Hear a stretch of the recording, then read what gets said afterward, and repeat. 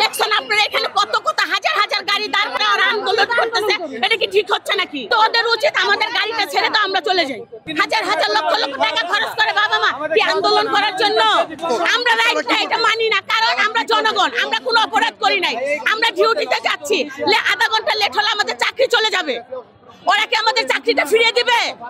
ফিরিয়ে দেবেন। আমরা পাবলিক, আমরা জনগণ, ওদেরকে আমাদের বাঁচাইতে হবে। বাঁচায় ওরা যা ইচ্ছা তা করুক, কিন্তু আমাদের এইভাবে হয়রানি করার অনুমতি ওদেরকে কেউ দেয়নি।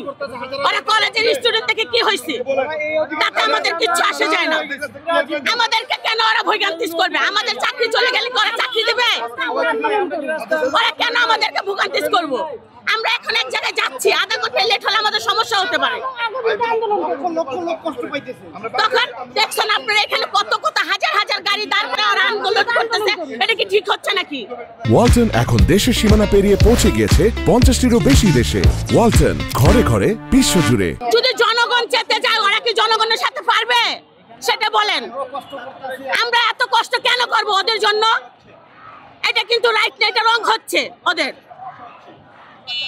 আমরা জনগণ, আমরা কেন কষ্ট করব? এখানে আমাদের কষ্ট কোনো প্রশ্নই আসে না। আমরা কষ্ট করব না। ওরা যেরকম বাংলাদেশের নাগরিক, আমরাও বাংলাদেশের নাগরিক।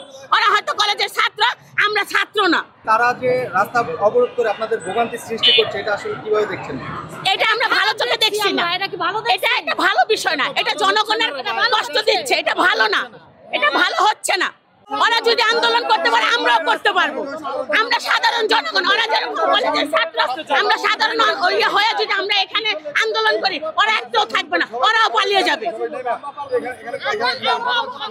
কিন্তু ওদের উচিত আমাদের গাড়িটা ছেড়ে তো আমরা চলে যাই। ওদের কাছে আমাদের দাবি, আমরা জনগণ, আমরা ভোগান্তি কেন করব? করলে ওদের একটা দাবি আছে, ওরা করুক, আমরা কেন করব? এটা আমাদের বিষয় না, এটা ওদের বিষয়। এখানে কিন্তু কলেজে পড়ে স্টুডেন্ট, আমাদেরও ছেলে আছে, আমাদেরও মেয়ে আছে।